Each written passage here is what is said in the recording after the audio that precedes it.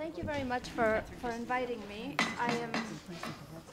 I'm very happy to be here and have the opportunity to tell you a little bit about this International Geneva Perception Change Project. As you know, I'm Carolina Rodriguez, and I'm working in the Office of the Director General.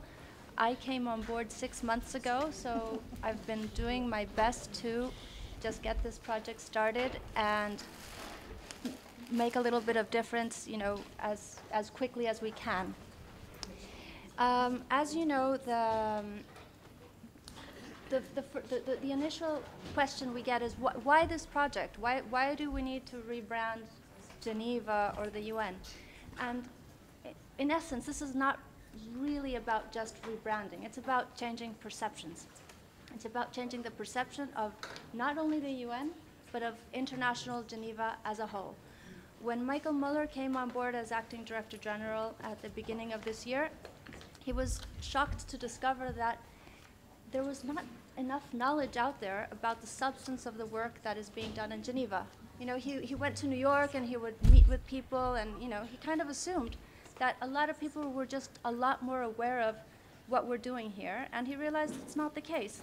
At the same time, when you have the whole world is a little bit under some certain financial constraints, you see that both companies, organizations, NGOs, everyone is a little bit under pressure to cut costs and work more effectively. And there's this generalized, this generalization of making really important decisions based on just financial considerations. So it became very, very clear to him that it was not a good idea if people were making decisions of whether somebody should operate in Geneva or not, based on, oh, you're paying an expensive rent and actually the salaries are kind of high, when in reality Geneva has over 150 years concentrated so many organizations, so many NGOs. It's a global hub for international development. And the reality is certain cities, if you look at it from like a regional spatial perspective, I'm going back to habitat, like what Hamish was saying. If you look at it as Geneva as a global cluster that has developed around international development, it's important to keep all of its parts functioning, because this is something that has developed for a long time, and it's not just reputation that we're talking about. It's an ecosystem. And you have other cities that have developed around other industries, like, for instance, as Detroit was, the car industry, or Silicon Valley for IT. If you want to be successful in IT, you have to be in Silicon Valley, and it's expensive. And other cities have their own specific niche, and Geneva has one. And if you start taking parts out of it, it doesn't work as well. And this is again the example of Detroit. It used to be the car hub of the world, and that's not the case anymore. So one of the things that we would like to achieve with this project is, in a couple of years, perception change is not something that happens in 6 months, but in a couple of years, if we stop somebody on the street and ask them, like, how does the UN impact your daily life? Because again, it's not just about the UN alone or the UN reacting to crisis. It has an effect on everybody's life every single day, and we would like people to have a greater awareness of that. And at the same time, or if you ask a finance minister in Germany or Norway, what do you think about funding this or that organization? They want to, set up office in Geneva. The immediate reaction is, oh no, wait, that's so expensive there. We should look at at another location. We would prefer the reaction to say, okay, you know what, it is expensive, but you get your money's worth. The relevance of Geneva is not only important to Switzerland, it's important to all of us. So if we take a step back again and look at this as a perception change project, the perception is about senses. It's about how you feel, what you hear, what you see, how you remember a city. And what we're working with, again, it's not just the UN, it's international Geneva. And even the whole concept of international Geneva is something that is under discussion. For some, international Geneva is everything from Lausanne to Annemasse. Others, for the canton, it's an administrative district. For the Fondation pour Genève, for instance, it's a concept. They consider several NGOs in Switzerland that may not be based in Geneva, they're still considered part of International Geneva. So this is almost a concept. And how do we think about it and connect with it? So we've divided this. We have three main drivers. In terms of what we see and hear about International Geneva, we're orchestrating as a really big media outreach effort.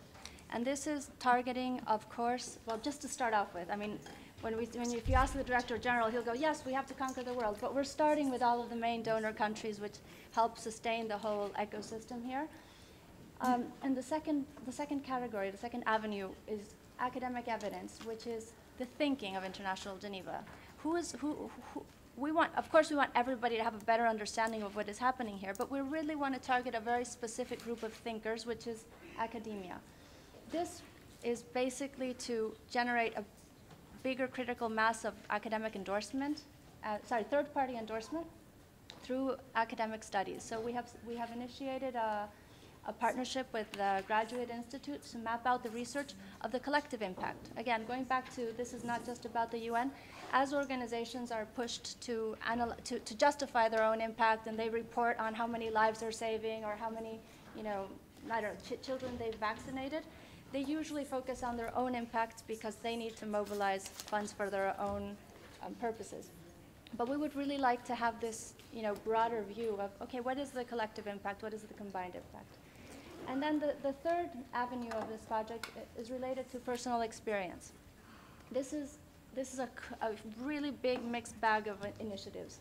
And they go from what you experience the minute you walk out of the airport here. Like, why is it only watches and banks? Why don't we have some other information there telling people about all the other things that are going on in the city? It has to do with making the whole visitor experience to all of the organizations based here that have visitors program more meaningful and make of every visitor an ambassador. We have the UN Visitor Service, you have CERN, you have the ICRC, WTO, and the ITU even has a little museum that is opened on request. All of these little pieces of International Geneva that are built to tell the public the story of their work. Right now, they're there, but we could make them a little bit more powerful. We're looking at organizing a TED event. So this is also in terms of events that, again, not UN branded. It's both organizations inside and outside the system. We have tried to bring together all sorts of different partners. So as I was saying, we started with the UN agencies, of course, and then we started reaching out to the bigger international organizations that are based in Geneva, and we have just started reaching out to the NGOs. So I'm really, really happy to have this opportunity to tell you about this project. Because Geneva is such a substantive cluster of different activities, we've decided to bring everything down to three main drivers, which are peace, rights, and well-being. Under these three drivers, we can pretty much put the work of any organization. If it's not in one area, it's in two, or it could be in the intersection of all three. But we really want to narrow the whole storytelling of International Geneva down to these three drivers. The way, and this is going a little bit touching on what Pierrette was saying, that just keep it simple. I mean, if we really try to sit down and explain what we're doing in Geneva, it could take forever. So right now, if we go focus on those three things, we're pretty much set. How we're doing this? Well, one of the things that we're looking at is it's quite basic. It's just trying to get our work above an awareness threshold. Like, there's a limit, there's a point when people are talking and there's information about you available out there that suddenly nobody has to ask any more questions, because you're well informed. And a lot of the UN organizations right now, they're working really hard at getting their messages out, and different NGOs. And it's hard. It's such a busy policy space. It's so competitive. It's so noisy. It's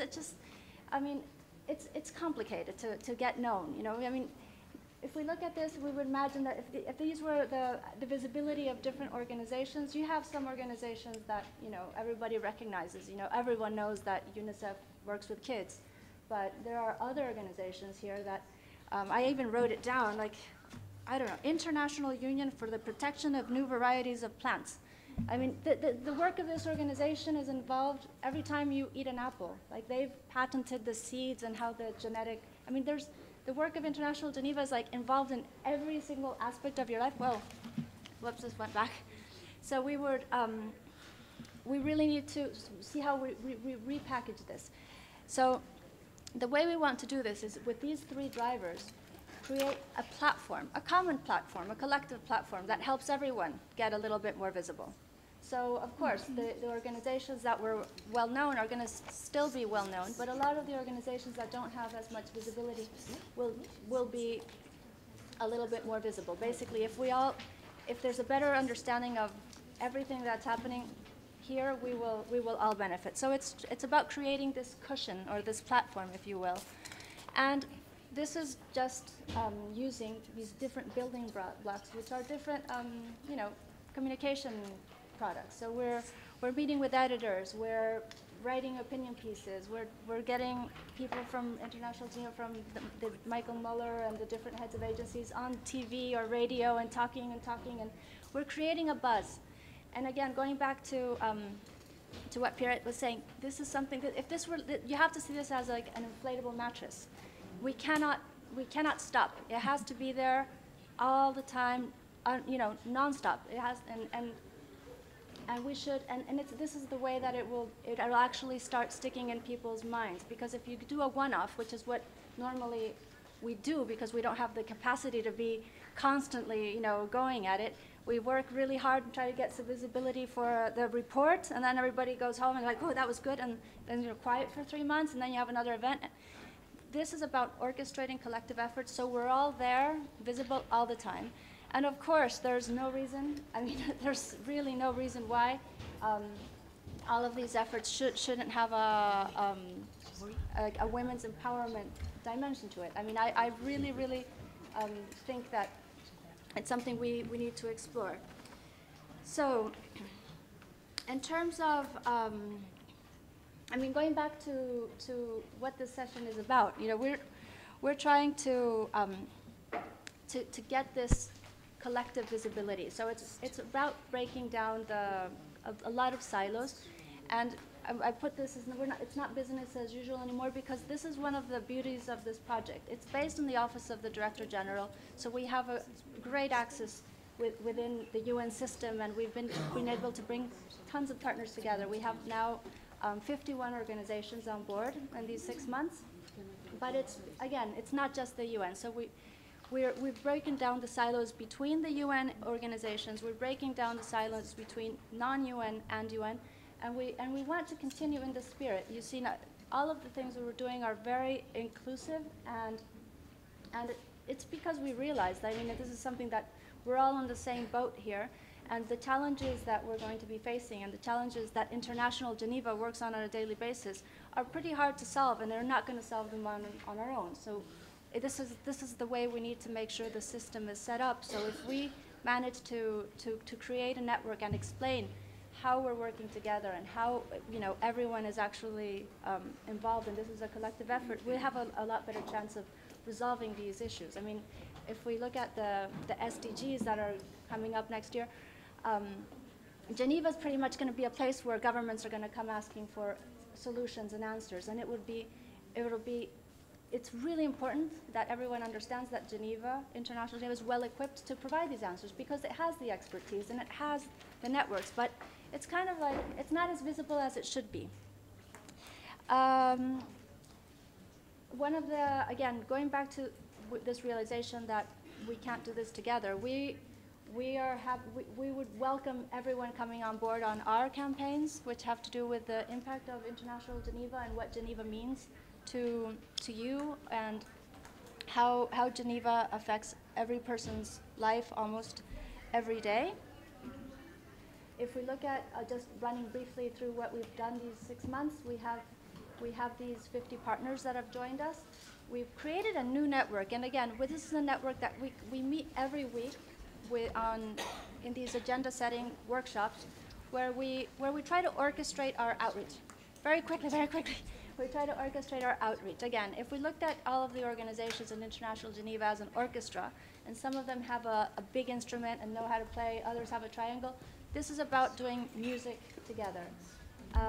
We're creating a Geneva voice through these columns, and we have our social media presence. So when I look at the people in this room, I'd like to say, yes, International Geneva is working for peace, rights, and well-being, but I would love your input on how we make sure we substantively include the women's dimension into that. So you can also email us at our perception change. And I'll end with this. This is a cartoon of the Director General with the Secretary General of ISO, who is it's another international organization based in Geneva. The standardization organization, exactly. They're doing epic splits up there, and again, this is a joint interview with a UN and a non-UN head of agency, saying that together they are stronger. The only but here is that, yeah, no woman. Hopefully next time. The women are driving the trucks. Well, thank you very much. Thank you so much. Yes.